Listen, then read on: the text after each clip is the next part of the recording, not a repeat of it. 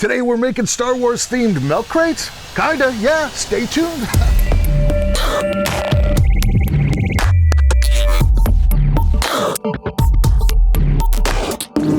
Hey, how's it going? Anthony Furrow here, Crate SCI-FI. So today, yeah, milk crate. So I had this idea because I'm filming out in the desert, the Star Wars fan film, and you know, you can't. It's sort of state land. You can film there without a permit, but you know, you can't build anything out there. You can't like disrupt the landscape, and you know, you want to have like a small footprint. So I thought, you know, I was thinking about these Star Wars sort of stereotypical cargo crates that you see. And if I throw up an image of it right here, which you see, my reference images, most of you know what I'm talking about, right? It's kind of like, oh, right, that box. So I had the idea, this is probably a little smaller than scale, but I had the idea I could, you know, and also practical for you guys is like, the ideal way to do it would be like MDF or plywood, table saw, do all that. I'm not really set up for that in the shop. I could do that, but it's not ideal. So I thought, okay, this is a little smaller than scale, but you know, these are like $7. Got this at Home Depot. So I did a Home Depot trip, got the crates and got some good old-fashioned floor mat foam, right? I would have preferred black. They didn't have it, but that's fine. We're gonna put a coat of plastic dip on that. And then I'm gonna build it around this structure. Like I said, I think this was like $7. So that's really rigid. So there, you know, a couple things. When I'm out there in the desert, I might need it as someplace for a character to sit on.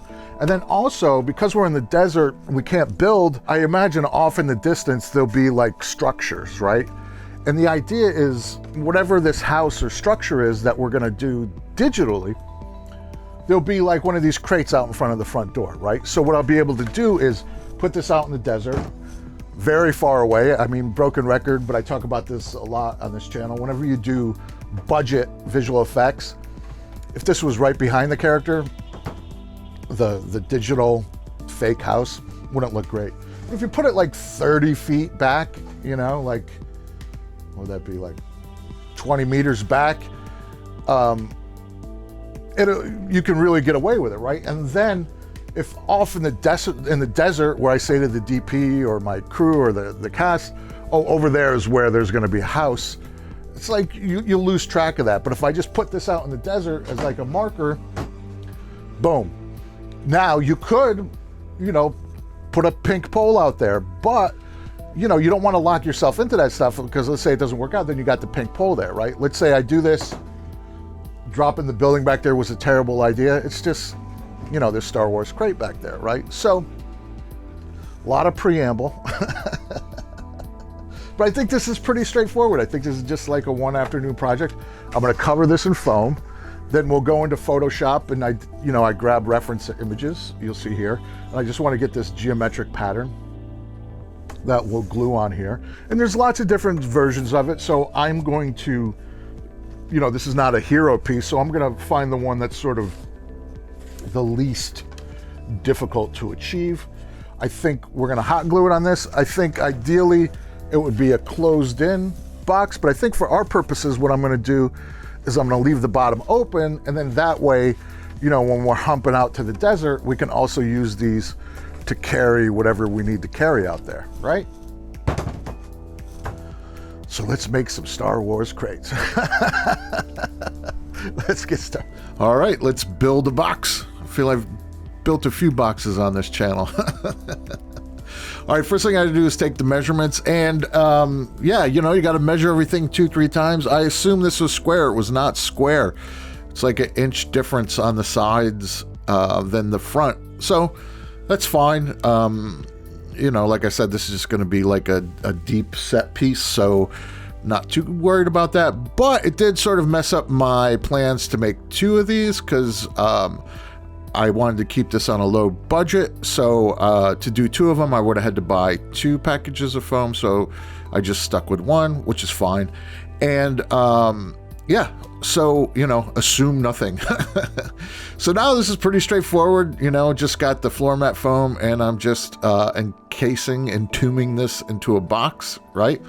Like I said, you know, it wasn't square. And also too, you know, if you're like me, you gotta just keep measuring things, because, you know, I sort of tend to build as I go, right? So now, you know, since I'm building in this manner, I'm gonna have to account for overlap, you know, make sure everything's square.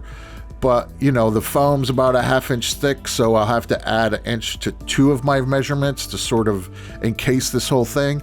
So, you know, like what I always say, you know, you take your measurements, but always double check everything as you go. You know, I've learned all that the hard way, and there I am, you know, practicing what I preach.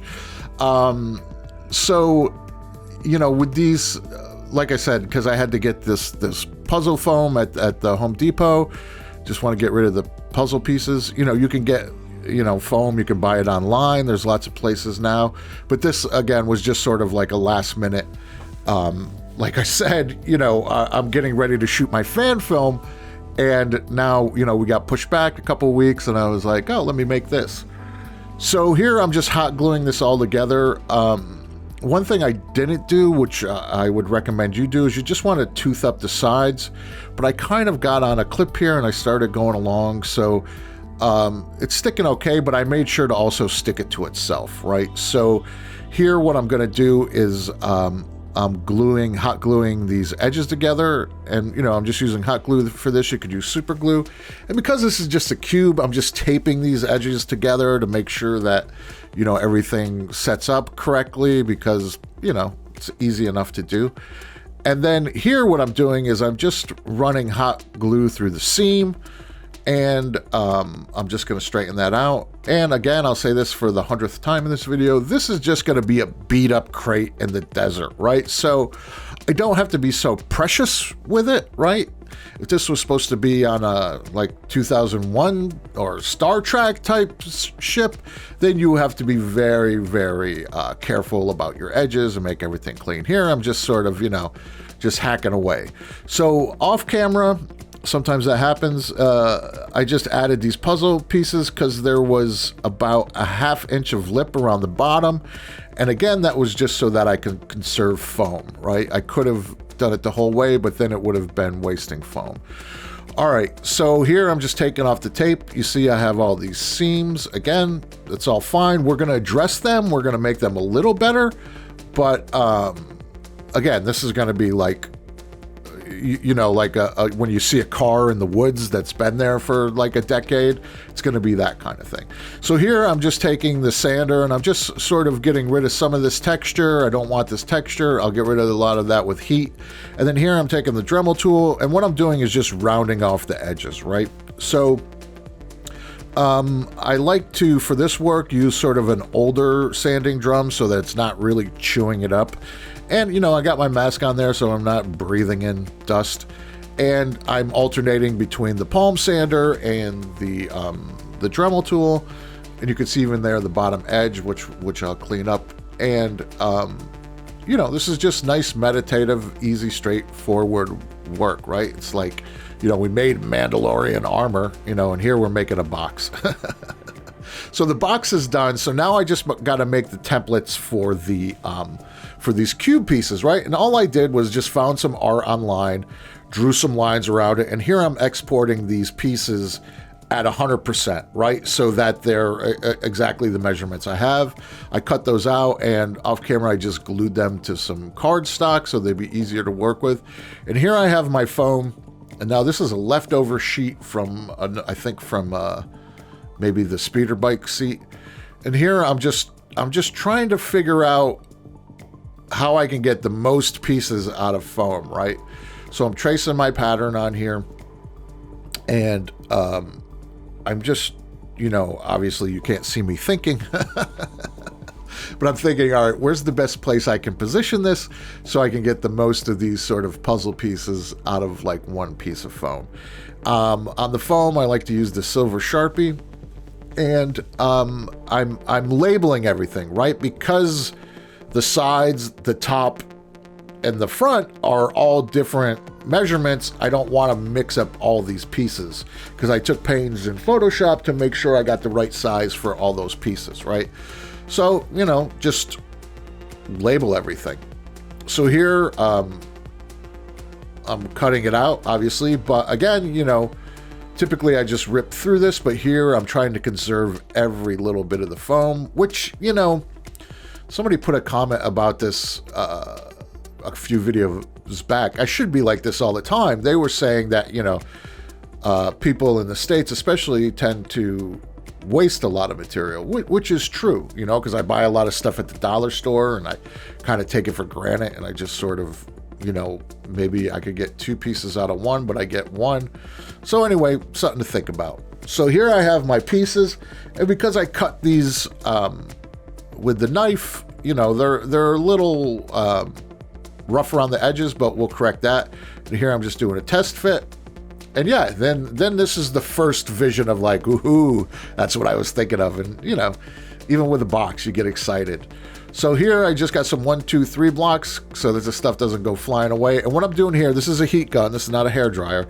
So with the heat gun, what it does is it does 2 things. It seals the cells of the foam, and then it also, all these rough sort of hairy edges, it rounds them over, it cleans them up, and it gives it more of like a finished look. And I think you can even see there faintly how when you run over it, how it changes. Now here, I'm taking pains to really cover every inch of this, because what it's doing is it's erasing a lot of that texture, right? So here, because I'm going to be using barge contact rubber cement for this, you just want to get it in the places where you're going to be gluing, and then you let it dry, and then it's contact cement. So, you know, we're going to glue both sides. So I just want to make sure that I don't have extra cement all over, you know, those sort of, what would you call those? Those little valleys, right? That give this thing its texture. So here I'm just using the barge cement. I do have a respirator on. This stuff gets pretty nasty. And, you know, you just want to put a thin coat, and you coat both things that you're going to glue together, right? And then you let it flash off. So here I'm just, you know, gluing within the lines. And we sealed up all that foam with the heat gun, right? So that's all like a nice surface. It's all going to contact good. And then I let that set. I think I let it set for about 15 minutes, maybe. You just, where it's almost dry. It's a strange thing when you do it for the first time, because it seems counterintuitive, right? It's like you want to glue wet glue together, but no, you want it to be dry, and then both sides stick together, and it's great. Then it's not going anywhere. So here I flip it because I have the cube. I didn't catch this on camera. I thought I did. So every time when I'm putting it face down, what I do off camera is I put some weight in there, like about 20-pound like barbells, and there it is, complete, right? And then now we're going to take the quick seal. This is like a rubber caulking, and this works really good. You know, when I do the plastic pieces, you'll see that I'll do this kind of work with Bondo, right? So what this is quick seal. It's a caulking, you know, it's like for bathrooms and things. It's like a waterproofer, and you put it in there. But what's nice about the quick seal is that, you know, you put a little bit of water on your fingers, and you can really feather it out and just smooth it in there. And yeah, you just, I don't know, I always do it with my fingers. Some people use like a little tiny spatula. And again, you know, I'm just filling up like the egregious gaps, because you'll see in the end, this is going to be really chewed up.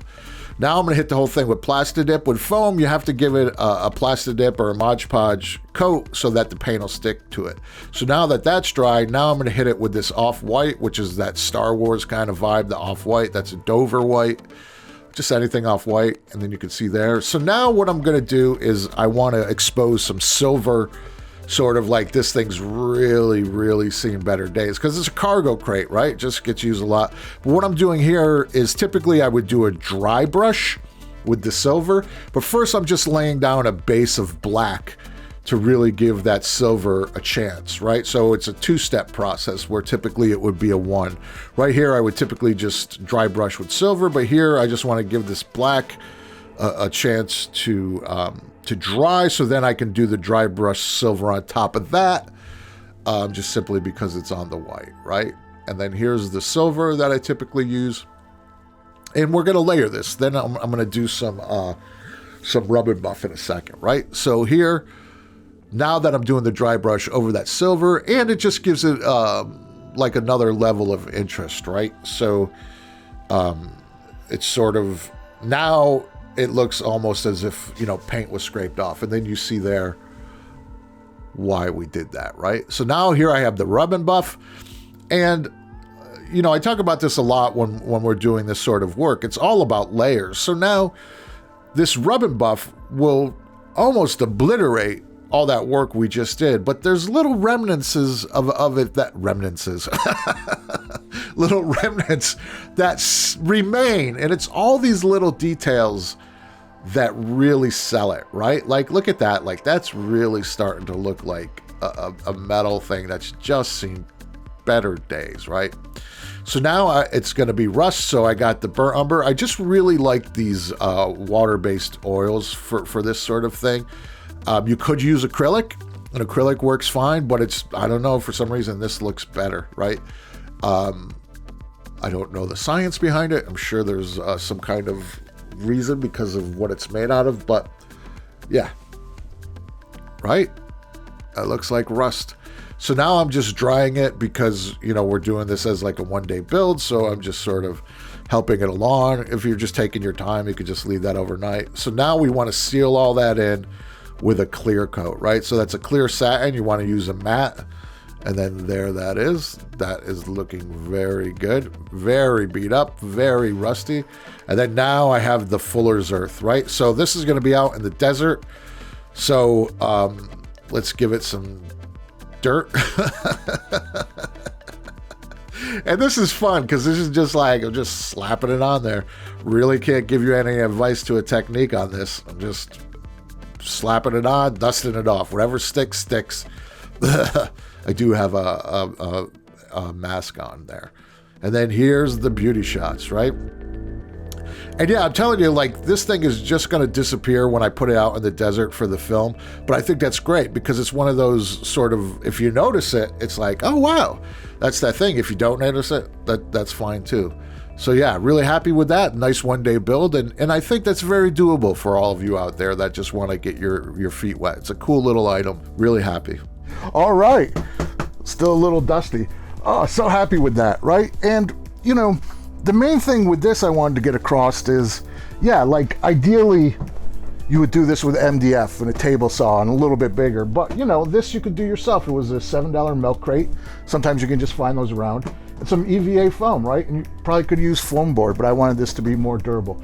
And I went with a really heavy rusting because this is going to be out in the desert, and you know, we're going to assume it's been out there forever, like an artifact.